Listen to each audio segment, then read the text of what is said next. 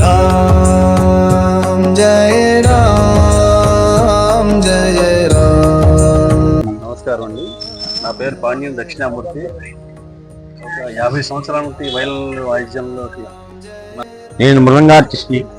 నా phone number 9346994217. నేను శ్రీశైల దేవస్థానానికి ఆస్థాన విద్వాంసుని.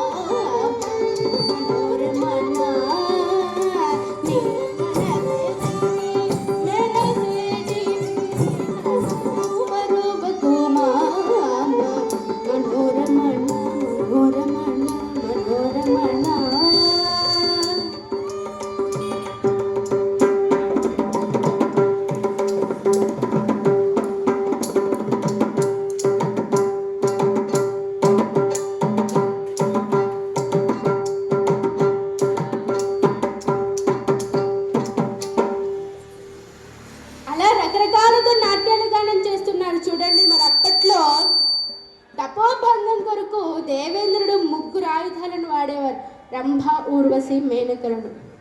మరి ఇప్పుడు వాళ్ళు ముగ్గురు అక్కర్లేదు, మన చేతిలోనే ఉంటాయి. వాట్సాప్, యూట్యూబ్, ఇన్స్టాగ్రామ్, ఈ మూడు చాలు. అలా రంభారువసులు మేనకలు తమ దారిన తాము నాట్యాలు గానం చేసుకుంటూ వెళ్ళిపోయారు. ఇక మహావిష్ణుమూర్తి చాలా ఆనందపడ్డాడు. మహాదేవుల వారు ఇక నేను కైలాసానికి వెళతాను అన్నాడు. ఎందుకు అని అడిగారు. ఎందుకేమిటి? నా భార్య బిడ్డలను చూసుకోవడానికి.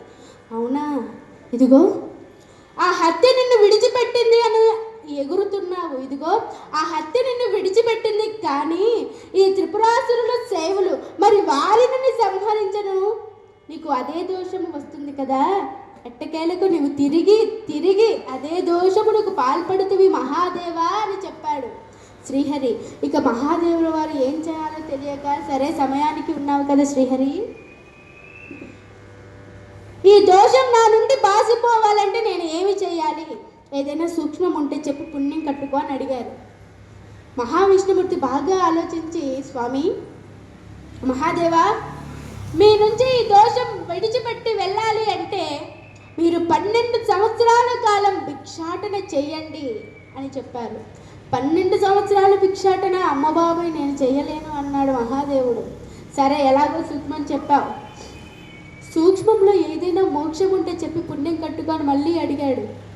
ఇక శ్రీహరి చెప్తున్నాడు, స్వామి మీరు 12 సంవత్సరాలు భిక్షాటన చేస్తున్నటువంటి సమయంలో ఏ ఇంటి ఆడబిడ్డ అయితే గడప లోపల నుంచి మీకు భిక్షం పెడుతుందో మీ నుండి మీ దోషం వారి ఇంటికి వెళుతుంది, వారి వంశపారంపర్యంగా వాళ్ళు అనుభవిస్తారు, మీ నుంచి మీ దోషం వెళ్ళిపోతుంది, మీరు హాయిగా కైలాసానికి వెళ్ళొచ్చు అన్నాడు. అది వినగానే మహాదేవుల వారు చాలా ఆనందపడిపోయాడండి. ఎందుకంటే ఇంతటి విశాలమైనటువంటి ప్రపంచంలో ఏ ఆడబిడ్డ బద్ధకస్తురాలు ఉండకపోతుందా, నాకు గడప లోపల నుంచి భిక్షం పెట్టకపోతుందా అని ఆనందంగా భిక్షాటని ప్రారంభించాడు. ఒక్కొక్కింటి ముందు నుంచుని భవతే భిక్షాందేహి మాత అన్నపూర్ణేశ్వరి అని పిలిచాడండి. ఎంత చక్కటి పిలుపు కదా. ఆంధ్రదేశంలో ఉన్నటువంటి ప్రతి అమ్మను కూడా అన్నపూర్ణేశ్వరితో పోల్చారు ఆ మహానుభావుడు. అప్పట్లో భిక్షగాళ్ళు అలానే పిలిచేవారు. ఒక భక్తులు కళాపోషకులు 101 రూపాయలు చదివించారు. వారికి ఆ లక్ష్మీ అమ్మవారు ఇలాంటివి మరెన్నో లక్షలు ప్రసాదించవలసిందిగా కోరుకుంటున్నాను. మరి ఈ రోజుల్లో బిచ్చగాళ్ళు అయితే మా ఊరి వైపు ఎలా పిలుస్తున్నారు తెలుసా అండి? వారి స్టైలే వేరు. ఏ విధంగా? అమ్మ అమ్మ అమ్మ అమ్మ అమ్మ హే అమ్మ అమ్మ అమ్మ అమ్మ అమ్మ, ఇంత కూరుంటే అమ్మ, ఇంత పప్పుంటే అమ్మ, నీ పిల్ల పాప చల్లంగుండాలమ్మ ఓలమ్మ అమ్మ అమ్మ అమ్మ అమ్మ అమ్మ హే అమ్మ అమ్మ అమ్మ అమ్మ అమ్మ.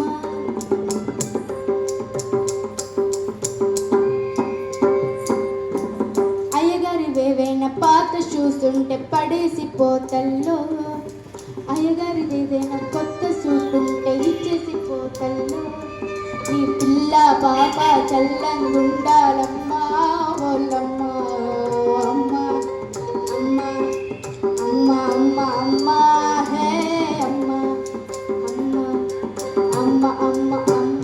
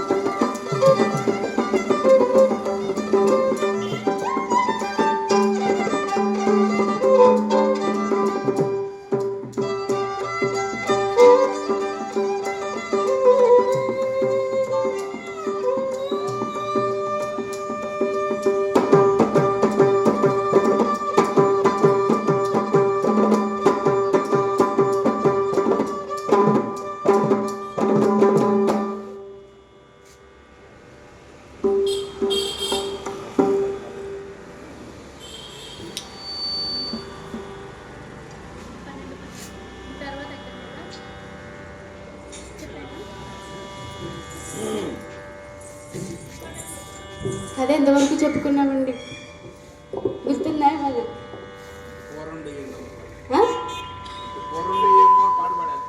వేస్తాం. జై ఇందిరారమణ గోవింద, ఏడుకొండలవాడ వెంకటరమణ గోవింద, ప్రహ్లాద వరద గోవింద, అక్రూర వరద గోవింద, శ్రీరామచంద్రమూర్తికి. మరి ఈ రోజుల్లో బిచ్చగాళ్ళు ఎలా ఆడుకుంటున్నారు, కానీ ఆ రోజుల్లో బిచ్చగాళ్ళు ఒక్కొక్క ఇంటి ముందు నుంచొని ప్రతి అమ్మను కూడా అన్నపూర్ణేశ్వరితో పోల్చేవారు. భవదే భిక్షాందేహి మాత అన్నపూర్ణేశ్వరి అని.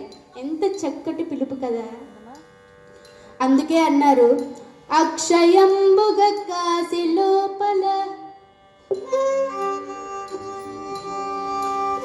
అక్షయంబుగ కాసి లోపల అన్నపూర్ణ భవాని వై,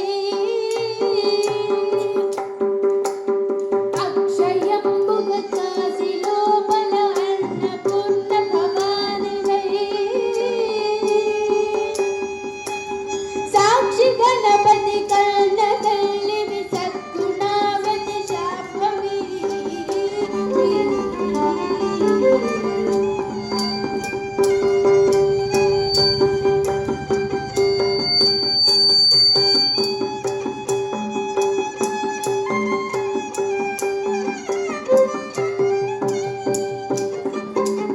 అక్షయంబుగ కాసి లోపల అన్నపూర్ణ భవాని వై,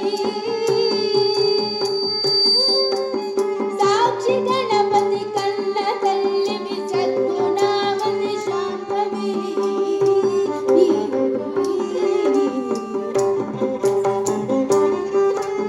మోక్ష పొసగిడు కనక దుర్గము మూల కారణ శక్తివి,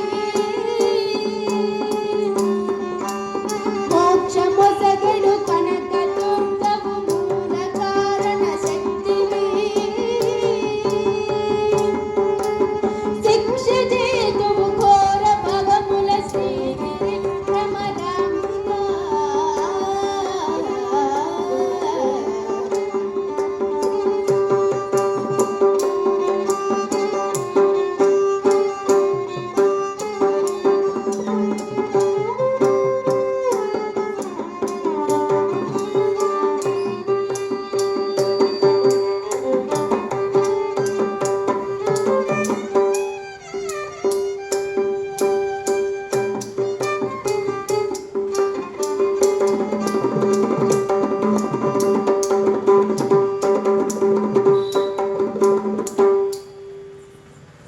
అలా ప్రతి అమ్మను అన్నపూర్ణేశ్వరితో పోలిస్తూ మహాదేవుల వారు భిక్షాటన ప్రారంభించాడు. ఒక్కొక్క గుమ్మం ముందు నుంచుని అలా పిలుస్తూ ఉంటే, ఒక్కొక్క అమ్మ ఉంటే ఇంత పెడుతుంది, లేకపోతే లేదు నాయన అవతలికి వెళ్ళు అంటుంది. ఇలా నిత్యము ఈ కృత్యము జరుగుతూ ఉన్నది. ఒకనాడు మహాదేవుల వారు ఒక ఇంటి ముందర నిల్చొని, భవదే భిక్షాందేహి మాత అన్నపూర్ణేశ్వరి అమ్మ, ఎంత ఆకలితో అలమటించిపోతున్నానో తల్లి, కాస్త ఏదైనా ఒక మెతుకు ఉంటే పెట్టి పోమ్మా అన్నాడండి. ఆ పిలుపును విన్నది ఆ ఇంట్లో ఉన్నటువంటి మహాతల్లి పరుగు పరుగున బయటికి వచ్చింది. బిచ్చగాడిని చూసింది. అయ్యో బాబు, ఎంత ఆకలితో అలమటించిపోతున్నావో నాన్న, ఏం చెయ్యనయ్యా, అశ్వతంత్రురాలిని, అత్తచాటు కోడలిని, ఈ ఇంటి పెత్తనమంతా మా అత్తయ్య గారిది. మా అత్తయ్య గారికి తెలియకుండా ఇంటిలో పుల్ల కదలడానికి కూడా వీలు లేదు నాయన. అయ్యో, ఆవిడ బాధ చూసి మహాదేవుల వారు, తల్లి నీవేమి బాధపడకు, అడుక్కునేవాడికి 66 ఊళ్ళని ఇంకొక కొంపకి వెళ్తానులేమ్మా అన్నారండి మహాదేవుల వారు. అలా మెల్లగా లేచి అలా వెళుతూ ఉంటే ఆ చివరి నుంచి ఒక పెద్ద ఆవిడ కేక వేస్తూ, బాబు ఆ ఇంటి ముందు నించున్నావు, ఆ ఇంటి ముందు నీకేం పని? అడుక్కునేవాడికి ఏం పని ఉంటుంది? అడుక్కోవడానికే వచ్చాను అన్నారు మహాదేవుల వారు. అవునా, ఆ ఇంట్లో ఉన్నది నీకు బిచ్చం వేసిందా? అత్తగారు లేరటమ్మా, పొమ్మన్నది. అయ్యో మా నాయనే, ఆ అత్తగారిని నేనే లేనయ్యా, నీకు చెప్పింది ఎవరో కాదు, నా కోడలేలే, అది మా ఇల్లేలే అని వెళ్ళబోయే బిచ్చగాడిని చేయబట్టుకుని మరి ఇంటికి తీసుకుని వచ్చింది ఆ మహాతల్లి. కోడల్ని పిలిచింది. గడగడా వణుకుతూ వచ్చింది కోడలు. ఏమే, ఇతగాడిని చూసావా? చూశానత్తయ్య. ఏం చెప్పావు ఇతగాడికి? ఏం చెప్పానత్తయ్య? మీరు లేరని పొమ్మన్నాను. అవునా? నేను లేనని నీవు వీడిని పొమ్మంటావా? సరే, ఎవడిచ్చాడు నీకు ఆ పెత్తనం? బాబు, అయినా నీవేమిటి? ఈ ఇంటి పెత్తనం నాది, ఈ ఇంటి యజమానురాలిని నేను. ఆవిడ చెబితే నీవు పోవడం ఏమిటయ్యా? ఇప్పుడు నేను చెబుతున్నాను విను. పోయి ఇంకో కొంప చూసుకోపో. మహాదేవుల వారికి ఒళ్ళు మండిపోయింది. ఆహా, నీ పెత్తనం పేలా లేగినట్లుందిలే అని ఆయనకి ఒళ్ళు మండిపోయి అక్కడ నుంచి వచ్చేసాడు. వచ్చేసి అనుకుంటున్నాడు, కాశీలో ముక్కు మూసుకొని తపస్సు చేస్తున్నటువంటి నాకు లేలే పోపో త్రిపురాసురులను సంహరించరా అంటాడా? సంహరించి వచ్చాక తిరిగి మళ్ళీ నీవు అదే దోషమునకు పాల్పడుతువి అంటావా? అయ్యో తగునమ్మా వాయనం అన్నట్టు సూక్ష్మంలో మోక్షం చెప్పవయ్యా అంటే ఈ ఆడవాళ్ళందరికి సమస్య ఏదో చెప్పారు. వీరు గడప లోపల నుంచి కాదు కదా, గడప బయట నుంచి కాదు కదా, ఇలాంటి అవమానాలన్నీ పడాల్సి వస్తుంది. సరే, దీనికి కారణం ఆ శ్రీహరి కనుక ఆయన కొంపకే వీళ్ళు ఎసురు పెడితే పోలే అని మహాదేవుల వారు వైకుంఠానికి వెళ్ళాడు.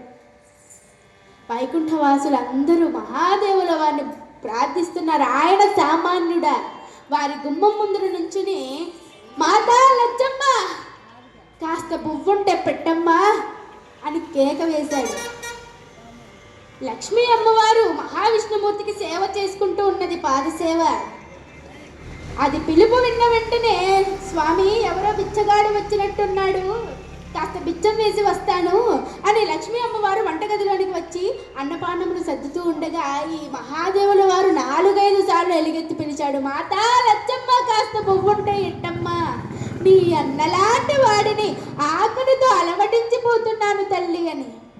నా అన్నలాంటి వాడువా అని ఆవిడ ఆ సద్దిన ఫలాలన్నీ కూడా అక్కడ పెట్టి గుమ్మం దగ్గరికి వచ్చి మహాదేవుల వారిని చూస్తున్నది, బిచ్చగాడి రూపంలో ఉన్నటువంటి వాడిని. ఆహా, నిజంగానే ఈయన ముఖంలో ఉన్నటువంటి తేజస్సు మా అన్నయ్య మహాదేవుల వారు తేజస్సులానే ఉన్నది. చూడండి, ఆయన బిచ్చగాడి రూపంలో వచ్చిన మహాదేవుల వారు కదా, ఆ ముఖ తేజస్సు మాత్రం పోలేదు. ఇక అలా పిలవగానే ఈ పిలుపు విన్నాడు శ్రీహరి. మా తలవాకిన నిలిచి ఇంతలా కేక పెట్టేవాడు ఎవరై ఉంటారు? కొంప తీసేవాడు వీడు కాదు కదా అని ఆలోచన చేసి చూస్తే చక్కగా మహాదేవుల వారు సాక్షాత్కరించారు. కంగారుతో, ఇందిరా ఇలా రా అని పిలిచాడు. లక్ష్మీ అమ్మవారు పరుగు పరుగున వచ్చినది. ఏమిటి నాదా అలా పిలిచారు అని అడిగినది. బిచ్చగాడిని చూసావా? చూశానండి. ఎలా ఉన్నాడే? ఆహా, ఎలా ఉన్నాడని చెప్పమంటారు? సాక్షాత్తు మా అన్నయ్య మహాదేవుల వారిలా ఉన్నారండి. ఆయన గారిని చూసి ఎంత కాలమైనదో అని బాధపడుతుంటే, అయ్యో పిచ్చిదానా, ఆయనలా ఉండడం కాదే, ఆయనే ఈయన. ఇతడే శివుడు లక్ష్మి, ఇతడేనా? అవును ఇతడేనే, ఇతడేనా? ఇతడేనే శివుడు లక్ష్మి. లక్ష్మి, ఇతడేనే శివుడు. నీవు బిచ్చం వెయ్యి, కానీ గడప లోపల నుంచి మాత్రం ససేమిరా నువ్వు బిచ్చం వెయ్యకు సుమా. గడప దాటి అవతలకు వెళ్ళే భిక్షం వెయ్యి, సరేనా? సరే స్వామి. ఒకవేళ నేను గడప లోపల నుంచి బిచ్చం వేస్తే మన పరిస్థితి ఏమిటి అని అడిగినది. అదా, నేను ఒక చేత్తో కర్రను పట్టుకుంటాను, నీవు నా వెనక నుంచొని ఒక చేత్తో చిప్పను పట్టుకుంటావు. ఇది మన పరిస్థితి. శంకరగిరి మాన్యాలు తిరగవలసి వస్తుంది. మరి అబ్బే, లక్ష్మీదేవికి అటువంటి పరిస్థితి అయ్యి అస్సలు ససేమిరా నేను గడప లోపల నుంచి మాత్రం భిక్షం వేయను అని భర్త గారి ముందు ఛాలెంజ్లు వేసి మరి వంటగదిలోనికి వచ్చి అన్నపానములు సతి తీసుకొని వచ్చింది. ఈవిడ రాకముందు ఆ బోలాశంకరుడు మహాదేవుల వారు ఒక చేత్తో గడపను పట్టుకున్నాడు, మరి ఒక చేతిని గడప ముందుకు 3 బారులు ముందుకు చాచి నిల్చున్నాడు. లక్ష్మీ అమ్మవారు చూసినది. ఆయనను దాటి గడప దాటి ఎలా వెళ్ళాలి? అయ్యో, ఇది బాగానే ఉందే, గడుసు బిచ్చగాడివి అనుకొని, అయ్యో నాయనా ఆగు నాయనా, ఈ చప్పని పప్పు ఏం తింటావు? పప్పులో కాస్త ఆవకాయ ఏదైనా వేసుకు వస్తాను, ఆ పప్పు ఆవకాయ కాంబినేషన్ చాలా బాగుంటుంది అన్నాడు. గిర్రున వెనక్కి తిరిగింది లక్ష్మీ అమ్మవారు. వంటగదిలో అన్నీ సర్దుతూ ఉండగా, ఆహా ఈయన గుమ్మం ముందు ఇలా నించున్నాడు కదా, దొడ్డి వైపు వెళ్దాము అని ఆ లక్ష్మీ అమ్మవారు దొడ్డి గుమ్మం వైపు వెళ్ళగానే ఆవిడ కంటే ముందుగానే ఈ ఆజానుబాహుడు మహాదేవుల వారు వచ్చి అలాగే నుంచున్నారు. ఒక చేత్తో గడపను పట్టుకొని మరి ఒక చేతిని 3 బారలు ముందుకు చాచి నుంచున్నాడు. అయ్యో, ముందుకు వెళితే నొయ్యి, వెనక వెళితే గొయ్యి ఆ లక్ష్మీ అమ్మవారి పరిస్థితి. వేస్తే మహావిష్ణుమూర్తి ఊరుకోరు, వెయ్యకపోతే మహాదేవుల వారు ఊరుకోరు. అయ్యో మా నాయనే, ఎంత ఆకలితో ఉన్నావో, ఆగు నాయన, ఈ పప్పు ఆవకాయ ఏం తింటావు, కాస్త పులుసులోని ముక్కలు ఏమైనా వేసుకు వస్తానని మళ్ళీ గిర్రున వెనక్కి తిరిగిందండి. చూడండి ఆ కాంబినేషన్ ఎంత బాగుంటుందో. పప్పు ఆవకాయ, పప్పుతో పులుసు, మరి ఇటువంటి రకరకాల భోజనాలన్నీ కూడా మన వైపే దొరుకుతాయి. ఆ తిరుపతి దాటిన తర్వాత అసలు సాంబారు రసం తప్పితే మరొకటి దొరకదు. మేమైతే ఆ సాంబారు రసంతో స్నానాలే చేస్తూ ఉంటాం. మరి మన వైపు ఈ విజయవాడ, గుంటూరు ఇటువైపు అంతా కూడా ఎంత చక్కగా ఉంటాయి. అందుకే సావిత్రి అమ్మగారి సినిమాలో ఒక పాట ఉన్నది, మా సింహాచల శాస్త్రి సార్ గారు పాడుతూ ఉంటారు, మాకు నేర్పించిన పాట ఇది. నీకు ఆకలిస్తే సన్న బియ్యం కూడున్నది, నీకు ఆకలిస్తే సన్న బియ్యం కూడున్నది, అందులోకి ఎర్రకోడి కూరున్నది, ఆ పైన రొయ్య పొట్టు చారున్నది, రారోయి మా ఇంటికి మంచి మాట.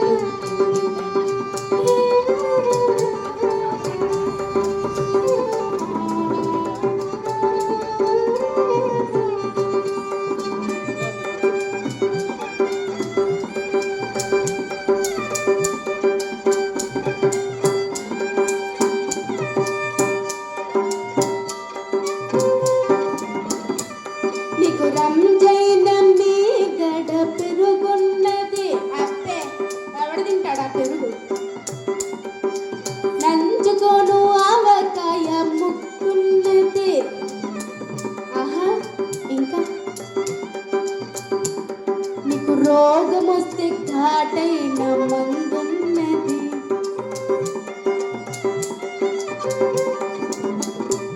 నీకు సాగనంపి వల్ల కటి తిరుగున్నది, రారోయి మా ఇంటికి మా ఉన్నది మంచి మాట, ఉన్నది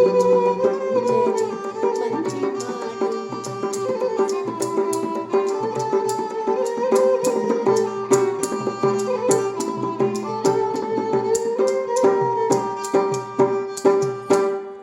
ఆ విధంగా రకరకాల భోజనాలన్నీ కూడా ఇటువైపే ఉంటాయి. ఇక లక్ష్మీ అమ్మవారు అలా గిర్రును తిరగగానే ఇక మహాదేవుల వారికి చాలా కోపం వచ్చినది. ఆగు లక్ష్మి ఆగు, ఇక ఏల తిరిగేదవు, నీ బ్రతికింతే పో, నీవు ఒక్క చోట నిలకడగా ఉండకుందువు గాక. ఇలాగే ప్రతి గుమ్మము గుమ్మము గుమ్మము పొద్దున నుంచి సాయంకాలం వరకు నన్ను తిప్పి నీవు తిరిగావు కనుక ఈ విధంగానే నీవు 10 కొంపులు తిరుగుతూ ఉండువుగాక అని శపించి మహాదేవుల వారు అక్కడ నుంచి వెళ్ళిపోయాడు. ఇక లక్ష్మీ అమ్మవారు బోరు బోరున విలిపించింది, భర్తని సమీపించింది, విషయమంతా చెప్పింది. మహావిష్ణుమూర్తి ఓదారుస్తున్నారు లక్ష్మీ అమ్మవారిని. లక్ష్మి, నీవు బాధపడకు, మీ అన్నయ్య నిన్ను శపించాడు అని నీవు అనుకుంటున్నావు, నీవు చూడు, ఒకరి ఇంటే ఉన్నావనుకో ఒకరి కడుపే నిండుతుంది.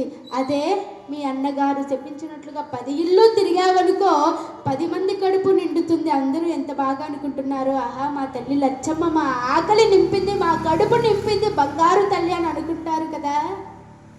కనుక మీ అన్నయ్య శాపాన్ని నీవు వరంగా భావించు అని మహాలక్ష్మిని ఓదార్చారు మహావిష్ణుమూర్తి.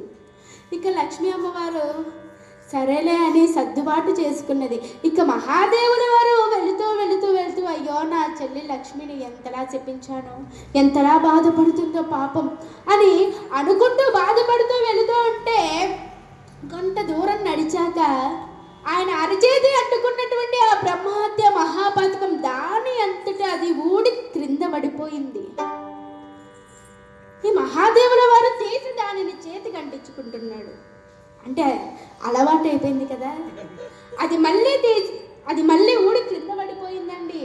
మళ్ళీ అంటించుకున్నాడు. ఇలా ముమ్మారు జరిగింది.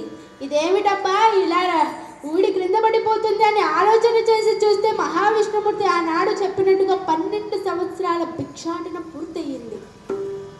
ఆహా, ఇక ఆ బ్రహ్మహత్య మహాపాతకం ఆశీర్వదిస్తున్నాడు. హత్య, నీవు నా యందు ఉండడం వలన నాకు ఏమాత్రము చెడు జరగలేదు. నీ వలన నాకు అంతా మంచే జరిగింది. ఎవరు ఎలాంటి వారు అని తెలుసుకున్నాను. హత్య, కోరి కోరి ఈ ప్రాంతంలో పడిపోయావు కనుక ఇదిగో ఇది బ్రహ్మ కపాలం అనే పుణ్యతీర్థముగా వెలయునుగాక అని ఆశీర్వదించాడండి. ఇదే కాశీకి దగ్గరలో ఉన్నటువంటి బ్రహ్మ కపాలం అనే పుణ్యతీర్థం. ఎవరైతే నన్ను కాశీకి దర్శించుకోవడానికి వస్తారో వారు ఓం నమః శివాయ అనుకుంటూ ఈ బ్రహ్మకపాల హత్యను ఎవరైతే దర్శించుకుంటారో వారిపై 7 తరాలు చేసినటువంటి పాపాలు, ఆ తరువాత చేయబోయే 7 తరాల పాపాలన్నీ కూడా పటాపంచలైపోతాయని మహాదేవుల వారు ఆ బ్రహ్మ కపాలం అనే పుణ్యతీర్థమును ఆశీర్వదించి అక్కడి నుంచి సంతోషంగా కైలాసమునకు వచ్చాడు.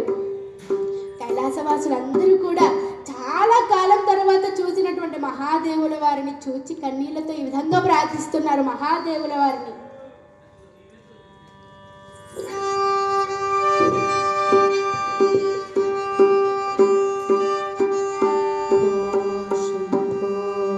శివ శంభో స్వయంభో, భో శంభో శివ శంభో స్వయంభో,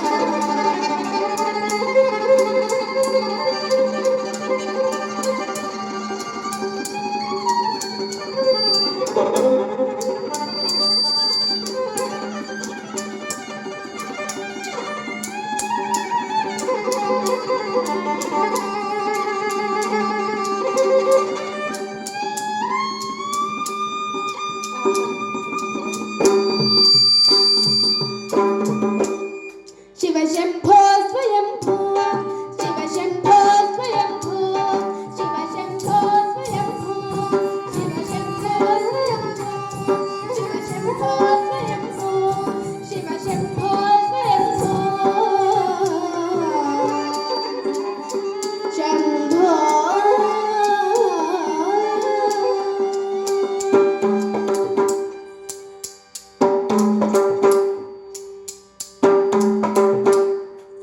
నమః పార్వతీపతే హర హర మహాదేవ శంభో శంకర రాజా రామచంద్రమూర్తికి.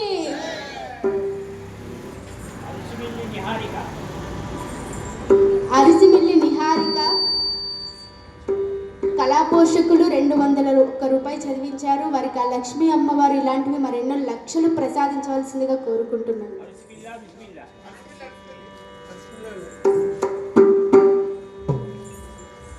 అది విని మహాదేవుల వారు చాలా ఆనందపడ్డాడు. ఆహా, పార్వతి ఏది అని పరుగు పరుగున పార్వతీదేవిని సమీపించాడండి. చాలా కాలం తర్వాత ఎంతో ఆకలితో వచ్చిన మహాదేవుల వారిని చూసి పార్వతీ అమ్మవారు కడుపు నిండా అన్నం పెడుతుందని ఆశతో వచ్చాడు. కానీ ఏం జరిగింది? పార్వతీ అమ్మవారు మహాదేవుల వారిని చూడగానే, స్వామి, ఇన్నాళ్ళు మీరు ఆ కాశీలో గంగతో ఉన్నారని విన్నాను, చాలా బాగున్నారని విన్నాను, సంతోషంగా ఉన్నారు, మరి ఇప్పుడు ఇన్నాళ్ళ తర్వాత వచ్చారు, ఏం పని అని అడిగింది. ఆ మాటకు ఒళ్ళు మండిపోయిందండి మహాదేవుల వారికి. ఇంతకాలం ఆయన గంగాదేవితో సుఖంగా ఉన్నాడా? భిక్షాటన చేసి అవస్థలు పడి ఆడవాళ్ళ చేత అవమానాలు పడి నానా తిప్పలు పడి తిరిగి వస్తే పార్వతీ అమ్మవారు ఇలా అనగానే ఆయనకి ఒళ్ళు మండిపోయింది. దేవి, నీ కారణముగానే కదా నేను సత్యలోకమునకు పోయి ఆ దోషాన్ని అంటించుకున్నాను. సరే, అదంతా కాదు, ఆనాడు కామధేనువు నిన్ను శపించిందని బాధపడ్డావు చూడు, కామధేనువు కాదు, ఈనాడు నేను నిన్ను శపిస్తున్నాను. ఇదిగో, నీవు భూలోకమున మానవ కాంతగా జన్మించదవు గాక, అప్పుడు నీకు 5 భర్తలు అయ్యెదరు గాక. నీ భర్తల సమక్షంలో, పలువురు పెద్దల సమక్షంలో నీవు తీరనైన అవమానమునకు లోనవుదువు గాక అని శపించాడు. అది విన్న పార్వతీ అమ్మవారు, అయిపోయిందా స్వామి? ఒకవేళ నేను భూలోకమున మానవకాంతగా జన్మించవలసి వస్తే, 5 భర్తలతో మొరబెట్టుకోవలసి వస్తే, ఆ 5 భర్తలు మీరే అవుతురు గాక అని శాపానికి ప్రతిశాపం ఇచ్చిందండి. అది అంతటి జగన్మాత. ఆవిడ ఆలోచనకి మనం అందగలవా? మహాదేవుల వారు అందుకోగలరా? ఆహా, అలా ప్రతి శాపానికి శాపం ఇచ్చింది జగన్మాత. ఇక ఎప్పుడెప్పుడు ఆ అవతారాలు వస్తాయా అని సకల దేవతలందరూ కూడా ఎదురు చూస్తూ ఆ పార్వతీ పరమేశ్వరులకు మంగళ నీరాజములు అర్పిస్తున్నారు. ఈ విధంగా వైకుంఠ ఏకాదశి సందర్భంగా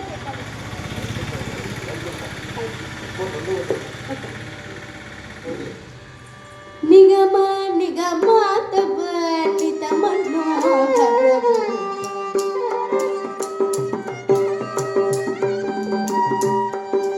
నిగమ నిగమాతవ నిత మనోహరవు శ్రీనారాయణ నారాయణ శ్రీమన్నారాయణ నారాయణ లక్ష్మీ నారాయణ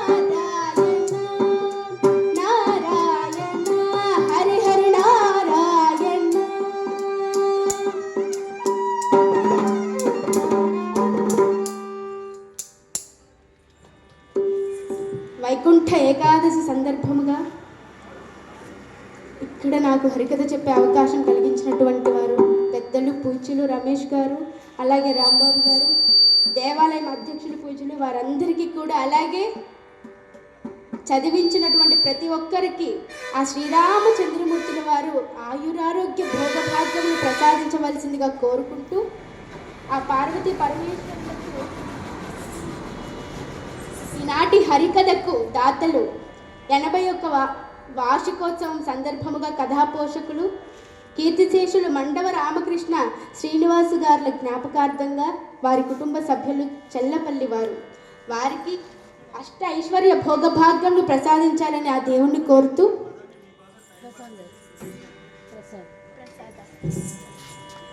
ప్రసాద్ గారు 101 రూపాయి చదివించారు. వారికి ఆ లక్ష్మీ అమ్మవారు ఇలాంటివి మరెన్నో లక్షలు ప్రసాదించవలసిందిగా కోరుకుంటూ, పార్వతీ పరమేశ్వరులకు అలాగే సీతారాములకు మంగళ నీరాజములు అర్పిస్తున్నారు.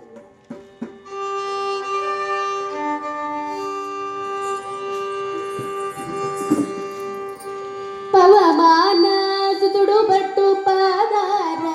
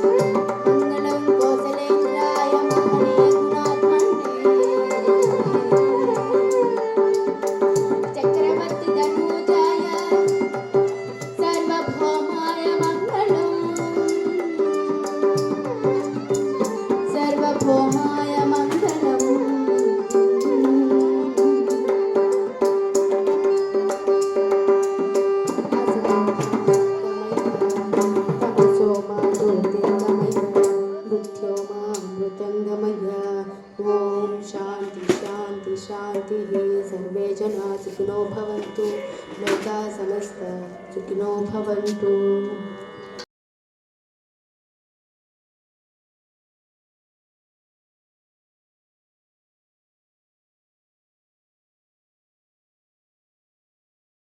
అందరికీ నమస్కారం.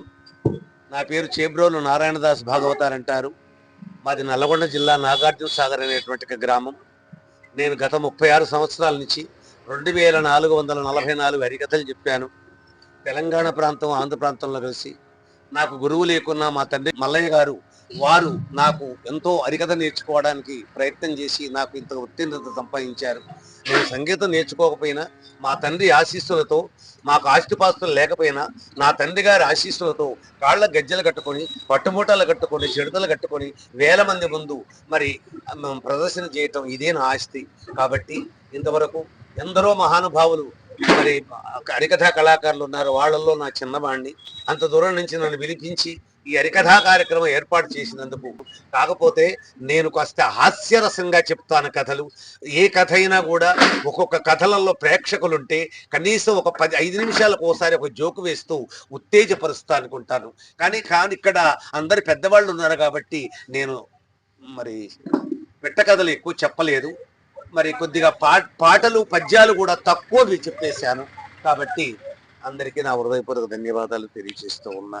నా సెల్ నెంబరు 9703928795. ఎక్కడైనా ఉత్సవాలు జరిగితే ఏ ప్రాంతంలోనైనా మీ ప్రాంతాలలో గణపతి నవరాత్రులు కానీ, శివరాత్రి, శ్రీరామనవమి, దీవె నవరాత్రులు కానీ ఏదైనా ఉత్సవాలు జరిగినప్పుడు 1 వారం 10 రోజుల ముందు నన్ను కాంటాక్ట్ చేయండి. నేను తప్పకుండా మీ దగ్గరకు వస్తాను. ఇక నమస్కారం అండి. నా పేరు పాండ్యం దక్షిణామూర్తి. ఒక 50 సంవత్సరాల నుండి వైల్ వాయిద్యంలోకి ఉన్నాను. మా నాన్నగారు పాండ్య వెంకటరామశర్మ గారు, మంగళంపల్లి బాలమురళీకృష్ణ గారు శిష్యులు ఆయన. ఇలాగా రేడియో టీవీల్లో కూడా నేను వయోలిన్ కళాకారులుగా ఎన్నో హరికథ ప్రోగ్రాంలు వాయించాను. నాదనీరాజును వాయించాను. సుమారి గుడివాడ కోదండ రామాలయంలో మా నాన్నగారి దగ్గర నుంచి నాన్నగారు ఒక 40 సంవత్సరాలు ఇక్కడ వైలిన్ వాయించారు. ఈ 15 సంవత్సరాల బట్టి నేను రెగ్యులర్గా ఈ ధనుర్మాస పందుల్లో ఇక్కడ వాయిస్తున్నాను. నేను నాకు డాక్టరేట్ 2016లో వచ్చింది. అలాగే ఈ సంవత్సరం బంగారు నంది అవార్డు హైదరాబాద్లో ఇచ్చారు. నా ఫోన్ నెంబర్ 9441751769. నమస్కారం. నేను మృదంగా ఆర్టిస్ట్ని. నా ఫోన్ నెంబర్ 9346994217. నేను శ్రీశైలం దేవస్థానానికి ఆస్థాన విద్వాంసుని. 40 సంవత్సరాల బట్టి దేవస్థానం వాయిస్తున్నాను. సంగీత కచేరీలు, హరికథలు, భరతనాట్యాలు వాయిస్తున్నాను. నాకు శివతాండం ఒకటి ప్రతి సంవత్సరం పెడతారు శ్రీశైలం దేవస్థానం. దానికి నాకెన్నో బిజులు వచ్చినాయి. మృదంగ సుధాకర, సునాద సుధాకర, నాదశివ కిశోర, శివతాండం, పంచమృతంగా నైవిన్యాస విద్వాన్ అని ఇవన్నీ పేర్లు వచ్చినాయి. నేనేదో చిన్న పల్లెటూరులో పుట్టాను. చాలా మొత్తం అన్ని రాష్ట్రాలు తిరిగాను. భద్రాచలం, శ్రీశైలం, అన్నవరం, మొత్తం ఢిల్లీ, బొంబాయి మొత్తం అన్ని తిరిగాను. నాలో ఏమీ లేదు, ఏదో చిన్నవాడిని. మీ అందరికీ నమస్కారాలు. నమో నమః. రామ్ జయ రామ్.